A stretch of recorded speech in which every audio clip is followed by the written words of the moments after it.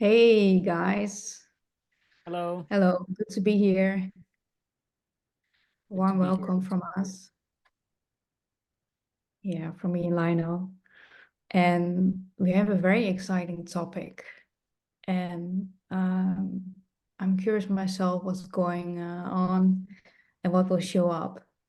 And this topic is about loneliness. And loneliness is, you can talk about it in different ways.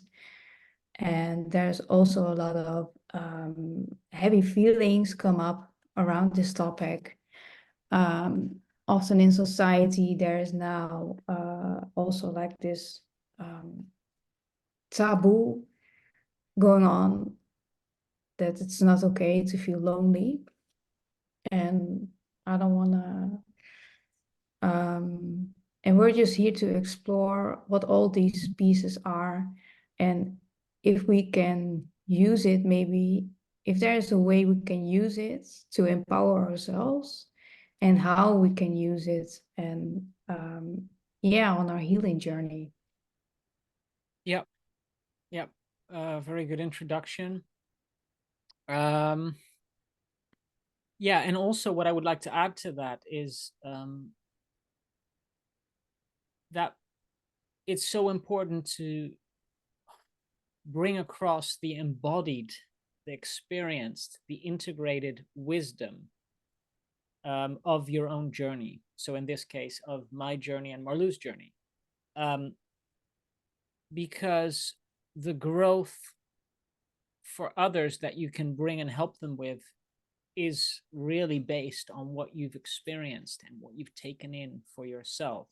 And if you can carry Mm. that with you and bring that across, then that's really where you can, in this case, where we can help you, where we can help others by sharing this information. And in this case, it's on the topic of loneliness, which is also kind of what I want to say is, for me at least, it's very dear to my heart because in the core of a lot of my struggle and pain is always the feeling of being very alone. And I would add to that feeling different than others, not fitting in has been part of the pain of feeling different and feeling alone. And as a result, not being able to join in, commune, participate, belong to the things that happened around me with others in my life, in many phases of my life. And that, for those of you that deeply resonate with that feeling, when you're sensitive, empaths, very highly conscious, maybe even on the medical sort of side, I don't really like labels, but let's call it autistic, ADHD like. I have those tendencies a little bit. And you tend to sort of, it's like um, pushing a square peg into a round hole. It just doesn't fit. And if you constantly have that experience in life, it becomes a struggle, a big struggle. And then at some point, you may need help with that struggle. And that's where things get really tough, especially if there's other factors attached to that. But for now, this is the piece that I wanted to bring in for the background to why this topic, that's a big topic. We will by no means cover it in half an hour, but Mm. it's so important, I think, today, especially today, right? Yeah, What do you think, yeah, Marlo? thank you. And this is all very um, relevant points you bring in. And Yeah. this is a very broad topic. And like you said, this, you can feel very lonely in life. That it's a very general feeling of a lot of people carry, Mm-hmm. and a lot of people come across in their life. These phases, um,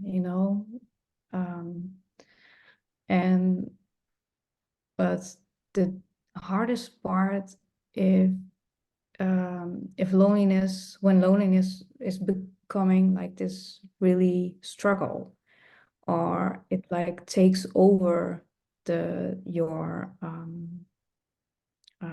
your empowerment, you know. It's like Mm-hmm. um, it really disempowers you, and it really is the main role in your life, and that's always like a very aware thing when you feel different or have experience, or when you were young, grown up.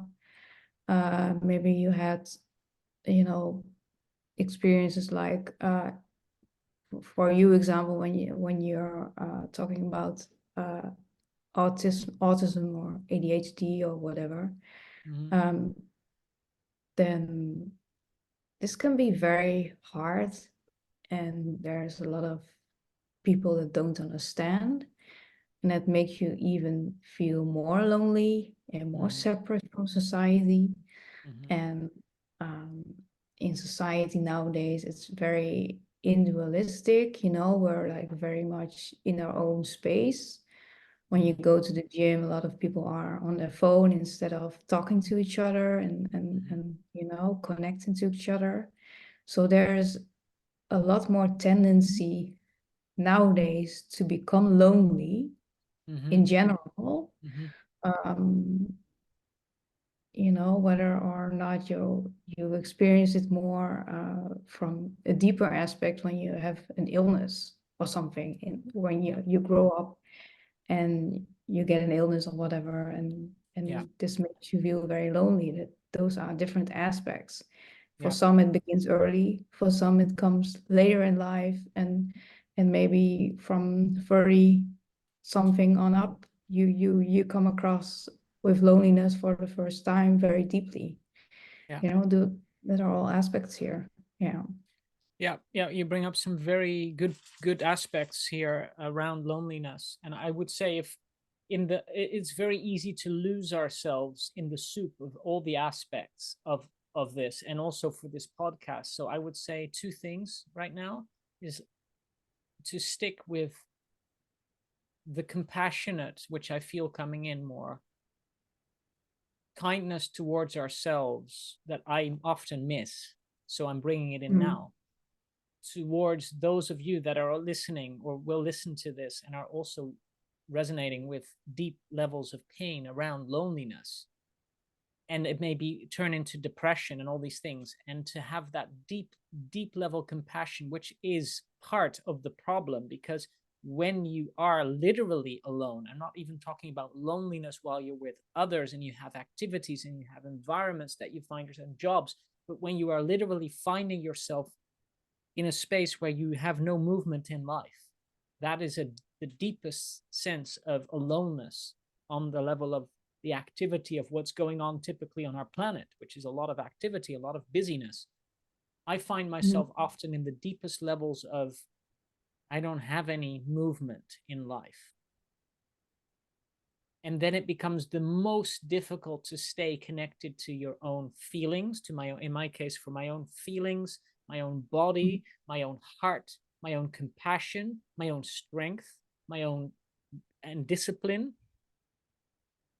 And that's also the most scary, because you can sort of de-realize, depersonalize, you can decouple, disattach, move out of attachment with life and with Mhm. people and with yourself.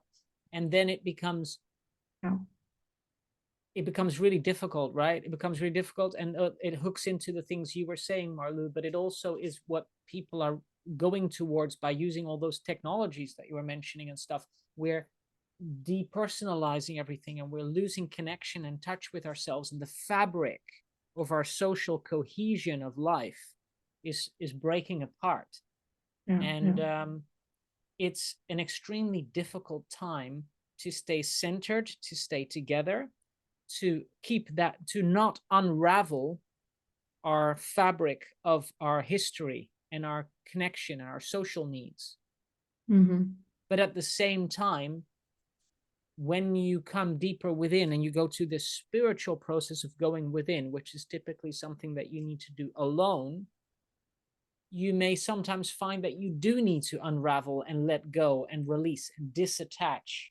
And when you go to those higher level states and higher level frequencies, you notice that you need to let go, and it's a big part of the process, letting go and releasing and not knowing, and the unknown, and and losing touch with the how you've seen and perceived and experienced and held on to the life of the past. And then so then it's confusing, because what level of I find myself then in a state of confusion around what's healthy forms of loneliness that I need to become stronger, more independent, and more connected, and what's an unhealthy form of loneliness where I'm lost touch with my reality, and where's it all going, and am I still moving forward? These types of questions, I imagine some of you are really sitting with those types of questions, and that's why I say compassion is so important in those places, because and it's so difficult to do when you don't have models, examples, imprints, people that can bring you a reminder or a feeling or an awareness or a feeling state shift for that deeper level compassion, knowing from the bigger perspective that you are on the right track.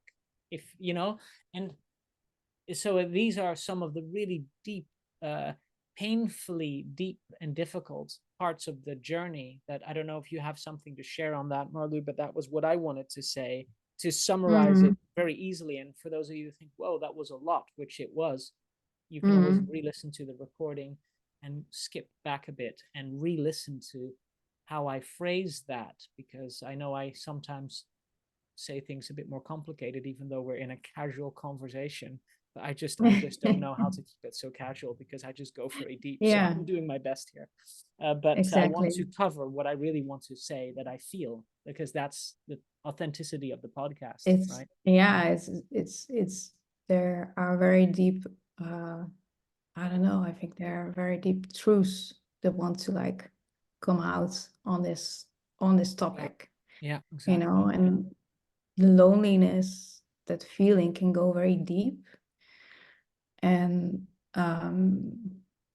if you're feeling like isolated or lonely, um, well, let's talk about and pick an example like when you're ill or something. And when you're ill, it's very hard, and often you cannot go and do a lot of things outside anymore, and you're more vulnerable to feel isolated and lonely when you're ill and or chronically ill, or Mm-hmm. and these pieces can be like a trigger of depression and Mm-hmm. Mm-hmm. those kind of feelings. And um, but if you zoom in on a now state, whenever you find yourself, it's like you can often forget that there are a lot of people going through the same thing, Mm-hmm. and you can get stuck in this rut around feeling very lonely, Mm-hmm. and that becomes like a layer on top of your illness, Mm-hmm. and it's like you're ill, but there's also this loneliness. Mm-hmm. And but this loneliness is making also more of a story around why you're stuck and why life isn't moving, and why things are not going your way, and there's a lot of story in it that wants to like keep you in the same place, or it's more easy to like be depressed and down about it, if you're Yeah. like um I if you're like having trouble with being optimistic, because Mm-hmm. Mm-hmm. somehow you ended up there. So optimism isn't your the best points. Then Yeah. you have to need compassion again, and Yeah. maybe realize in the moment that you're feeling really lonely. And but there are a lot of people going through the same thing. Mm-hmm. And when you can focus your mind on not pursuing yourself, and when you have put on yourself in on a with a loop, or looking so like Like a magnifying glass. Yeah. yeah, magnifying glass, then everything feels like intensely lonely. Mm-hmm. And and um and it's sometimes it's very hard because we're like very focused on ourselves when because this is our issue and nobody else is experience it, and it's like all crap, and it's all like very hard to deal with. um and when you have to like open up somehow, open up and bring some more light in, you know, you have to break open that piece of loneliness. But how do you do that, you know? How do we break open Yeah. that piece? Few important pieces that are coming up before I forget in your conversation of what you're bringing, Marlou, is I guess the last part that you just said, how do you break open? This is what reminds me of what many people call traditionally in the spiritual awakening realm. They call that the dark night of the soul, which is the space of the incubation space in which you find yourself alone, in which your heart is by pressure forced to open, um, by the pressure, which is also can take the shape of all those negative emotions that are actually forcing you deeper within, which now that I mention that is very much actually my process, which I often within that process don't see, because within that process of all those negative emotions, the heaviness, the depression, the negativity, the fear, you think I want to get away from that, but it's actually trying to push you deeper in so that you Yeah, open to the love that's actually there. That's one aspect of this for those of yeah, you listening to this. Now, that doesn't make it any easier, but I'm just summarizing it for this podcast here for now. But another aspect, what you just mentioned, Marlu, is the illness and the loneliness can go together. It reminded me very much of something I've never wanted to confront in myself in the past. And even now, I still find it difficult, which is that illness, for me at least, if I were to speak for myself, I don't want to speak for those of you listening, but I'm speaking it from my own experience, is illness can also be a manifestation or an expression of the loneliness. So that it's a cry out for attention, a cry out for need, a cry out for support, a cry out exactly. for Yeah, help. That yeah. the illness that we call illness is really symptomatic of this expression of the inner lack and distortion in ourselves that we've experienced through trauma, Mm. especially. And a lot of the loneliness gets really difficult for people when, for some people, it's less hard than for others. And why is that? Well, it always comes down to how much trauma you've experienced, how much Mm. abuse, neglect, violation, but that have affected you in your unique configuration, your unique setup of who you are, your unique way of Yeah. being, triggers different people differently, right? Like PTSD veterans that come home from war, some people that were from the same team. Some people come back with immense PTSD trauma, and but others come home from that same war experience in the same unit or platoon, and they don't have those symptoms because they've experienced those same experiences differently. So it's all about what is traumatic for us on our unique journey. And when we've experienced deep trauma, we have a wound, and if that wound is almost like creates a gap in our system that we can't fill, we can't Mm-hmm. we can't overcome that wound. And if we've then, in my case, Yeah.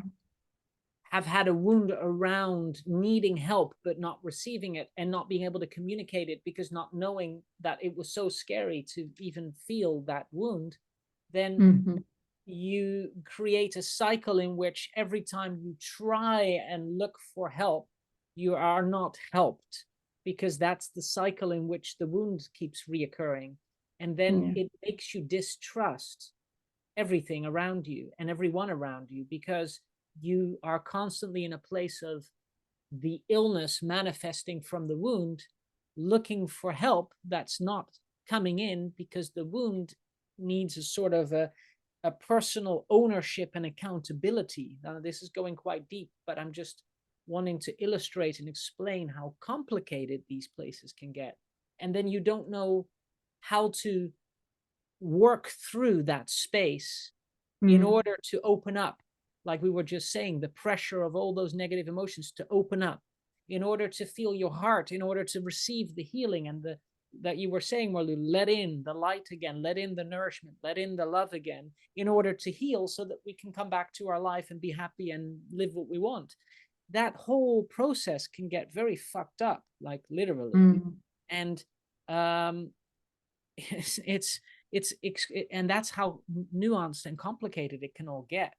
And no wonder Yeah. you, like, people get lost, and then in this world even more so, because nobody knows anymore what's going on. And basically, and I just am astounded by how complicated even simple even like this topic, how complicated it can get. So I'm trying to summarize it in the most simple way possible here. But Yeah, this is yeah. what I've experienced, and this is how these are layers and cycles that, like you said, Marlu, you always have to come back to compassion and love, because when you can't do it anymore, come back, love and compassion for what is, and then move forward through this wound again, and then come back if you lost, and come back to compassion. And it has to be these cycles up and down through that wound, in order to finally, I guess, without having an outcome, but coming to a place of deeper deepening of yourself, deepening of your experience and your character and your growth, deepening of the love, the understanding, of basically God, basically the endless, the all that is, the part of you that is all that is, so that you can bring that out into the world in some form. And it's difficult. It is really difficult. And yeah, I guess that's what I wanted to share here. That all came out of me as we were talking about this. So Yeah. I'll stop now. Yeah, it's not very casual, but No, it's and maybe very, people will yeah, feel it's very isolated and alone, or I don't know what they'll feel when you listen to this. But anyway, yeah, it's the piece what you said about the loneliness is often of, or maybe loneliness in some cases can be uh your thing, instead of the illness, to heal. mm-hmm, Sometimes you need to heal the loneliness. mm-hmm, And if you focus on healing the loneliness, that will heal your illness. mm-hmm, Because, first of all, it's easier to open up when there is like this group field of people, you mm-hmm. know, because sometimes when you're alone, it's hard to feel love, and you cannot get the Yeah, imprint of what you need yeah, or what you're lacking. And sometimes when you're, with other people, you can more easily feel, because other people can feel what you're lacking, and you can get the mirror, and then you, yeah, you can take it in for yourself, and then you can heal and yeah, open up. And so we just, so healing with others is like very important, mm-hmm, or at least find help or something, it's like that mm-hmm. that's um it's very hard. um I'm losing track of my words here, you Yeah, know then when you mhm, use loneliness as when you focus on loneliness, and how that represents in your life, and has influenced um, your healing process. That can go, yeah, it's like the other healing the other way around. Because when you focus on your illness, you're often very focused on this is not working, and this is the thing that is never, your mind can get really stuck. But yeah, if you focus on this piece of loneliness, um, and feel the loneliness for yourself, that this is mhm, that this is the issue, and then slowly open up again to yourself, and feel the compassion, and the compassion brings in more transformation, and brings in even maybe healing. And it goes together, and it's really mhm. um, an important aspect to look at this piece of loneliness. Yeah. Yeah, yeah, I agree, and it has a lot of, yeah, it has so many aspects to it, like we were saying. But I don't, like, we don't have answers in that sense, because I don't believe, this is another aspect that I just want to share, is I don't believe that any one particular example, person, teacher, healer, practitioner, whatever, has answers for anyone on a personal level. Mm. And I just think that what's most important is, like we were saying, like I was saying earlier, is to embody that part of the journey that you know, that you can mirror and give as an example to others. Like you were saying, Marlou, people can receive that imprint from the mirroring that you do from that place. Mm. And leave people to experience things for themselves, knowing that it requires discipline, self-discipline. And when you're really on the hardcore journey of self-discovery and you enter into the space of loneliness and you deeply disconnect from most of what society is, which is for the most part fucked up anyway, so let's be real about that, then you're going to have to really muster up a lot of discipline to hold yourself together, which is what Marlou was saying. It's difficult if you want to stay compassionate, loving, kind to yourself, and all kinds of other things in order to maintain the path to move forward for yourself in whatever way that is, that nobody has an answer to because it's a self-discovery. And that's that. And then in that sense, coming back to what we said earlier, it's very important to have connections with people that you can share with. And then that delivers problems these days, because I find on a personal level that I don't honestly feel very connected to many people, because it's also part of the loneliness. It's also part of the trajectory, the path I'm on. It's also part of the going deeper within, because I've been so dependent in the past on the external that now my spirit, my soul-led path is saying, well, we're going to close those doors for the most part because you need to do it on your own. And that's part of it, but also because there's just everything's turned so difficult. Like you were saying in the beginning, where the technology, like people are losing themselves. So many people are, I mean, I don't want to go into that too much, but this podcast especially, but there's so much confusion and lostness also in men. Distract. Distractions, Yeah. addictions, I but think for men is ultimately from it's even ourselves. harder, Yeah, yeah. you know? And so I guess, yeah, Mm. so I guess one thing that I want to add to that, what is then the most important takeaway here? What is the most important thing out of all of that, what we were just saying? Well, the most important thing is that you raise your level of consciousness. You go to those higher levels. You find ways of integrating to a higher level of being, a higher state of consciousness from which you see, experience, do, bring out your life differently. Because that is the only thing that really matters. Because if you notice, think about it, the places in the world where things are the most dense, corrupt, dangerous, difficult, people are crime, struggles with life, poor, poverty, people that do things to each other, harmful, hate, distorted vibes and frequencies, are the places where consciousness is lowest, intelligence is lowest, people are at their lowest selves, and they're resonating and they're feeding each other off of these lower end frequencies. So then the opposite is, where are things the best for you and for everyone? Well, that's to go to the higher end of the frequency consciousness level, to raise your level of consciousness. That's a journey that I don't see even all spiritual people take.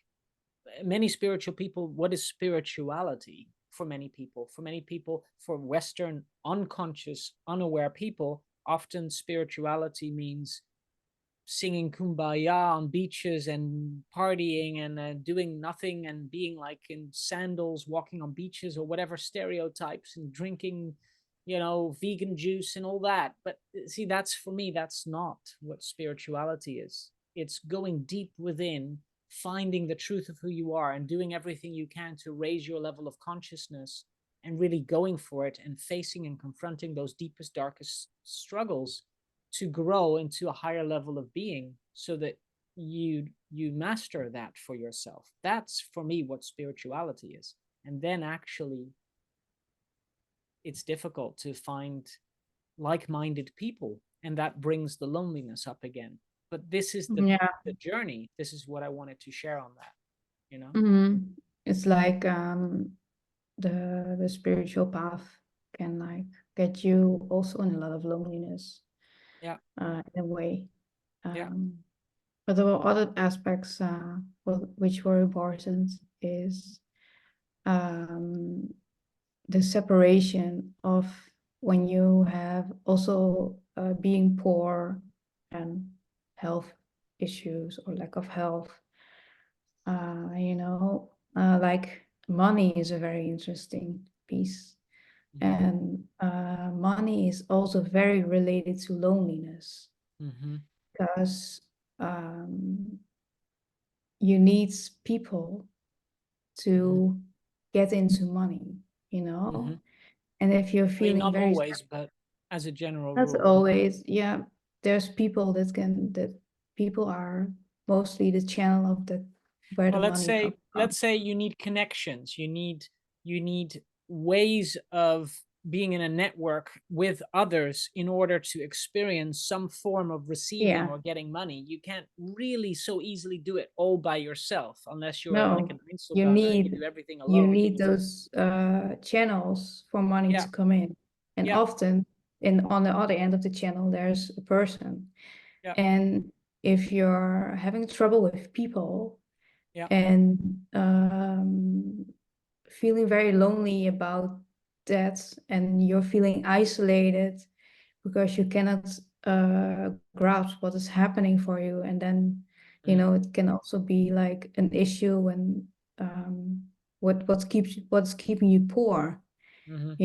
when you're having difficult with dealing with people, and then and money is difficult. Those things are also related. So that's also a very Yeah, interesting cycles. piece Yeah, because I noticed that in myself, like what is the block?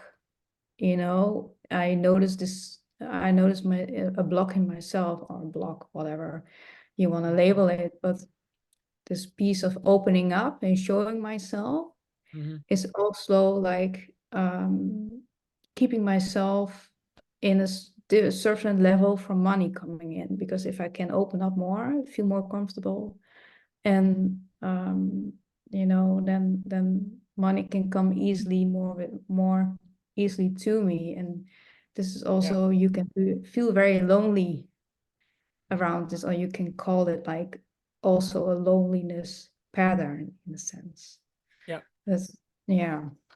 Yeah, and it goes back to what I was saying also, I guess, about the level of consciousness. If the level of consciousness is low, poverty and crime and all that usually goes along with little money and goes along with more loneliness, isolation, depression, people with illnesses and all that struggle.